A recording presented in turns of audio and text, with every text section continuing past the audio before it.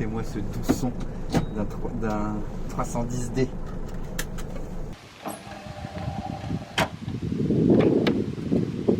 Bienvenue sur le Vantour.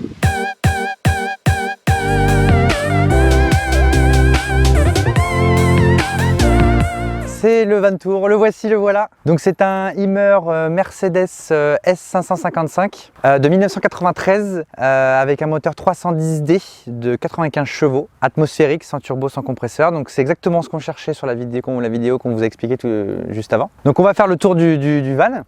Donc on peut voir qu'il est vraiment en super en bon état. Donc on a le début du van sur le côté, donc il n'y a qu'une seule porte côté conducteur. Donc on peut voir grande porte, où on peut un grand accès au poste de conduite. Voici donc la première soute. Alors cette soute là donc donne un accès directement à l'intérieur sous le canapé, on va vous montrer après, avec sa petite accroche. Donc ce qui permet de choper des trucs depuis l'intérieur du van.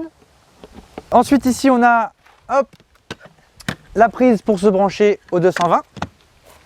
Ici, c'est pour le boiler, pour le chauffage, pardon, quand on utilise le chauffage. Là, c'est ensemble, hein, chauffeur et le boiler, voilà. On doit enlever cette grille pour pouvoir pour que ça respire. Ici, on a la caisse des toilettes chimiques qu'on va sûrement changer. On va vous expliquer un petit peu comment ça se passe. Alors là, on avait un porte-vélo qu'on a enlevé pour refaire les joints et du coup, l'idée, c'est on verra ce qu'on fait si on en remet un ou si on met une caisse derrière. On est en train de réfléchir. On attache ce remorque à 4 prises sur le châssis, 2 de chaque côté. La roue de secours. On a ici les eaux pour vider les eaux grises. Donc en fait l'idée c'est qu'on a une petite vanne, on ouvre et puis on a 100 litres d'eau grise qui se vident. Et il y a un truc super bien sur les Hummer, c'est qu'ici, tac, on ouvre cette boîte et dedans il y a un grand tuyau flexible qu'on peut brancher directement à la prise. Et donc ça nous permet d'avoir une longue tige pour mettre si la cuve pour vider elle est un peu sale ou quoi que ce soit, un peu loin pardon, du coup on videra là-bas. C'est vachement pratique, c'est vachement bien pensé. Ensuite, hop, je vous ferme ça, clac, une porte. À savoir que cette porte magnifique, c'est la porte à chien, clac. Et donc ça nous permet d'avoir, vous voyez, et ça c'est génial, parce que du coup on peut rester quand même fermé dedans et puis ça c'est top. Ici, c'est ici qu'on va remplir l'eau dans le van. Donc on vous expliquera un peu comment on va faire, mais l'idée c'est d'avoir une pompe où on va pouvoir puiser de l'eau et en la filtrant avec des pré-filtres et on pourra remplir par ici. On a 100 litres d'eau à l'intérieur, donc 100 litres d'eau propre, 100 litres d'eau sale, donc c'est vachement bien. Comme ça on sait à peu près où on en est. Si on fait une recharge complète, on sait que faut vider derrière. Là ici on a la trappe à gasoil pour aller remplir le gasoil. Là on a la trappe où on peut mettre 2 bouteilles de gaz. Pour l'instant on a une bouteille de gaz on a les trucs pour monter le van, on a la prise pour se brancher, puis on a quelques outils, quelques trucs. Pour l'instant on n'a pas encore arrangé le truc, hein. On va voir plus tard. Clac. Voilà. Ici on a mon endroit favori. Clac. Donc venez voir. On a le moteur. Donc le moteur est là-bas et en fait il y a un accès à l'intérieur dans le moteur et donc là on a le radiateur et puis on a la boîte à air ici, etc. Et il y a ce petit tuyau et si jamais vous ne savez pas ce que c'est, vous pouvez le retrouver, on explique dans la vidéo d'avant ce que c'est ce petit tuyau, c'est vachement pratique. En fait ce que je voulais vous expliquer c'est que sur d'autres modèles de S555, en dessous cette trappe, donc comme je vous l'ai expliqué qui donne un accès à l'intérieur, il y a la possibilité d'avoir une trappe en dessous, un espèce de gros coffre qui s'ouvre. Et je pense que c'était une option et qu'elle n'était pas dessus.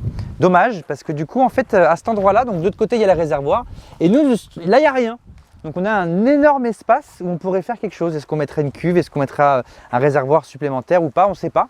Mais en tout cas, on a un énorme espace et que c'est dommage de ne pas l'utiliser. Ouais. Et on a aussi le haut-vent.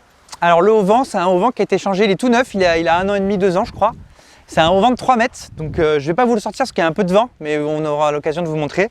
C'est 1, 2, 3 mètres, donc il va jusque là avec des 2 piquets, clac clac, donc ça fait vraiment un grand espace où on va pouvoir manger, faire la fête, etc. C'est vraiment top du top. Maintenant on passe à l'intérieur. Regardez-moi ce magnifique intérieur, type vintage, années 90. On s'y retrouve, on y est, nous sommes là, présents. Magnifique. Donc nous voilà à l'intérieur. Donc on retrouve la cuisine sur la gauche, directement à l'entrée, on est à l'arrière du van. La table ici pour... merde, comment on appelle ça ? Le plan de travail ici. Alors, en fait, il y a eu plusieurs Imer S555 en fonction des années, de cette époque-là, je parle, avec des meubles différents. Nous, on a la dernière version, donc on est de 93. Et en fait, il y a eu également plusieurs cuisines différentes. Et on a une cuisine que nous, on préfère celle-ci. Après, voilà. D'une part, parce que, je vais vous montrer, tac, on a 3 feux au lieu de 2. Alors il y a beaucoup de versions, les versions précédentes avaient 2 feux. Alors peut-être que si c'était une option, on ne sait pas, pas mal on a essayé de chercher dans les bouquins, etc. Bon, on n'a pas trouvé. Donc on a 3 feux, c'est vachement pratique. Tac, au gaz, hein, bien sûr, tout est au gaz. Le frigo donc Trimix, que tout le monde connaît, hein, donc il fonctionne en 220, en 12 volts et au gaz. À savoir qu'il y a eu aussi plusieurs versions de frigo. Sur certains frigos, il y avait le congélateur qui était divisé en 2. Il se retrouvait qu'une petite partie ici, et ici on pouvait mettre donc comme ici des trucs. Et en fait nous on voulait surtout pas un frigo comme ça parce que on adore les glaçons, on adore les bières bien fraîches. Du coup non, ça nous permet de mettre beaucoup plus de choses à l'intérieur. Vraiment on voulait ce truc là, donc on est super content. On voulait cette cuisine en fait. Ça c'est un robinet qui a été changé parce que l'ancien qui ressemblait un petit peu était cassé, donc c'est l'ancien proprio qui l'a changé. On retrouve ici des placards traditionnels, voilà. Là on a la console, donc la console qui nous permet de voir combien il nous reste d'eau dans la cuve, d'eau propre, d'eau dans la cuve sale à vider, et aussi la capacité des batteries. Bon, sachant que nous on va refaire une installation électrique, je pense que ça s'en servira pas beaucoup pour les batteries, il y aura une application avec un téléphone, etc. Mais ça sera dans une autre vidéo. Voici la salle de bain, donc on va enlever les toilettes chimiques pour mettre des toilettes sèches. Et refaire aussi l'intérieur, on va rhabiller l'intérieur en faisant un truc joli, sympa. Il faut qu'on répare aussi, vous voyez, il y a un trou au bac de douche. Donc l'idée en fait c'est, on va sûrement réparer, on ne sait pas, on regarde comment on va faire, est-ce que ça se répare, est-ce que ça se rachète, etc. On n'a pas encore regardé, donc affaire à suivre. Ici on retrouve le robinet avec donc 2 pressions différentes. Donc vous voyez on allume, très simple d'utilisation. On a la pression pour la douche et la pression pour la douche, voilà, et la pression pour se laver les mains. Donc c'est assez simple et ça a l'air très efficace. Pour pouvoir se doucher, il suffit d'accrocher ici le pommeau de douche en levant le lanterneau et on a une douche complète. Et ensuite on a, alors hop, on remballe le petit pommeau. On a ici aussi le petit rail pour mettre le rideau de douche et après on se douche à l'intérieur. Alors là vous avez une autre vue du van, donc vous voyez, là vous vous trouvez dans la cuisine. Et en fait on a vraiment un effet comme ça de grandeur. Si vous regardez cette vidéo, si vous avez vu d'autres van tours, vous verrez que franchement on a un truc stylé quoi. Alors ici on retrouve la penderie. Voilà, donc c'est là où on va ranger nos affaires. En dessous de la penderie, on a le boiler, donc ce qui permet de chauffer l'eau. Donc c'est une contenance de 10 litres, ça chauffe l'eau, puis après on se douche avec l'eau chaude, donc c'est génial. Et juste en dessous également ici, on a le chauffage. Alors le chauffage, ce qui est pas mal, c'est que le chauffage, il distribue pas l'air chaud ici. En fait, c'est juste une grille pour récupérer l'air, je pense. Enfin, je sais pas trop à quoi ça sert, enfin bref. En gros, toutes les bouches ici qu'on voit, il y en a une là, il y en a une devant là-bas, il y en a une dans la salle de bain, il y en a devant aussi.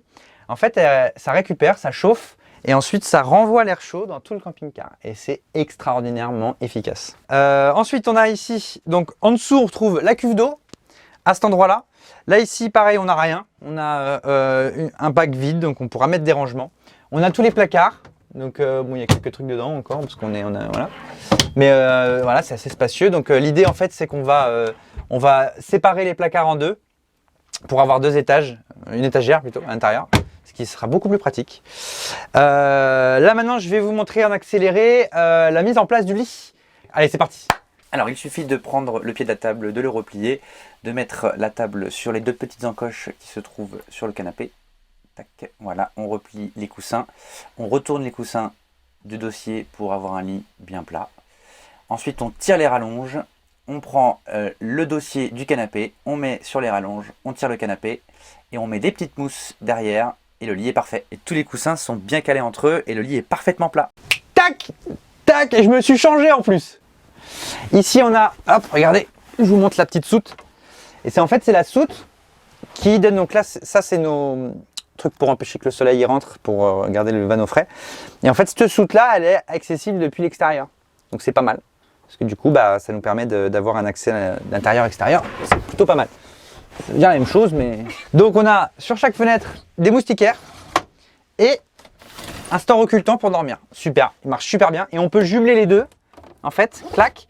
Et comme ça, en fait, on s'adapte en fonction de ce qu'on veut, plus de luminosité, moins de luminosité, vous voyez. Hop, hop. Bon, ça n'a pas l'air... ce qui est étonnant, c'est que ça a 30 ans, ça a l'air fragile. Franchement, hein, je vous le dis, ça a l'air fragile, mais c'est toujours là. Donc bon, bah, tant mieux. Et on a des rideaux, on a deux double rideaux. Donc des rideaux blancs qui servent à rien au final. Mais, et l'ancien propriétaire a fait un truc bien, c'est qu'avant les rideaux étaient jumelés. C'est-à-dire que le rideau blanc était jumelé avec le rideau gris. Et il a mis deux rails, et comme ça on peut mettre soit que le blanc, soit que le gris. Bon, c'est un détail, mais... Ici on retrouve, donc ça c'est cassé, on va le refaire. On ne sait pas trop ce qu'on va mettre, mais c'était à la base pour mettre une télé avec un petit truc, machin. Il y a une prise derrière, bon, on verra, on ne sait pas trop ce qu'on va en faire. On voulait mettre notre enceinte portative, mais on l'a achetée, elle est méga trop lourde, elle fait 15 kg, donc elle ira à l'avant, à gauche, à côté de moi, quand je conduis.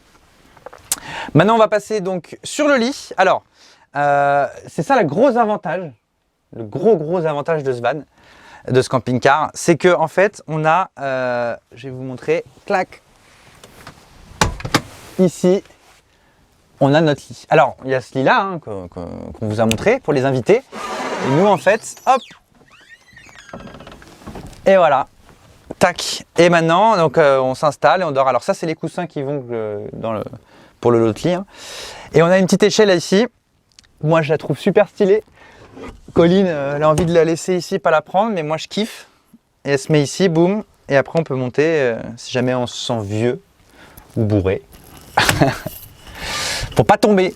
Donc on l'a mise là en attendant parce qu'on sait pas trop où la mettre.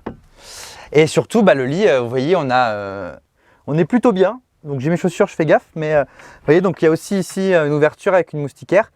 On pense rajouter ici un petit ventilo, histoire que la nuit, si jamais il fait chaud, on allume un petit ventilo.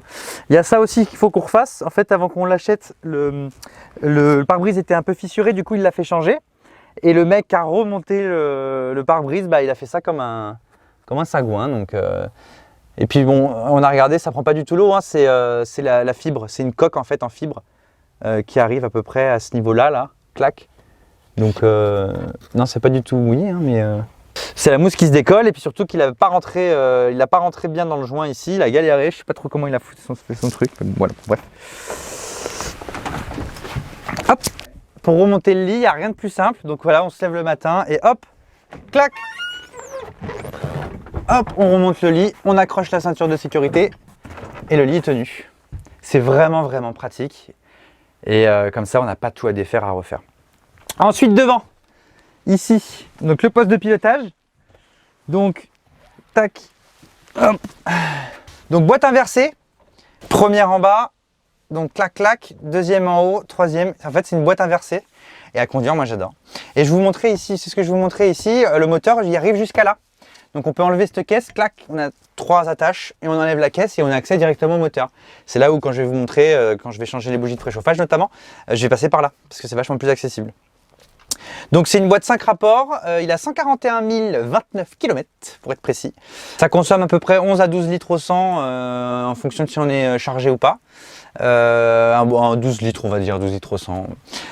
Ça roule à un peu plus de 110, mais voilà, j'ai pas été à plus parce que ça commence un peu à gueuler le moteur. En montée on est à 80-90. Et sur le plat on est à 110, donc ça suffit. Je pense qu'on roulera plutôt autour de 100, puis comme on va prendre que la nationale en général on sera soit autour de 100 soit autour de 80. Et petit plus, on a l'ABS. En fait c'était une option lors de l'achat qui a été prise. Alors bon, moi je suis pas très fan parce que du coup l'ABS ça fait de l'électricité en plus, mais voilà. Et le poste qui a été rajouté également. Voilà, c'est à peu près tout pour le van. On a pas mal de place, c'est super. Merci de nous d'avoir regardé la vidéo. Voilà, c'est notre bébé. Je rappelle son nom, Panzer. Ceux qui ont les références nous diront en commentaire pourquoi on l'a appelé Panzer. Mais vraiment, voilà, c'est un gros doudou, solide, costaud. On l'a cherché pendant 1 an et demi. On l'a trouvé, on l'a payé 15 000 €. On est super content, vraiment super content. Il tourne comme une horloge. Je vous ferai des petits tutos mécaniques dessus, etc. Vraiment, c'est le top. Et puis, je vous souhaite une très bonne journée et vous retrouverez ici la vidéo quand nous sommes allés le chercher. On s'est bien marré, on a bien rigolé et les prochains épisodes, ils arrivent. À plus tard, ciao.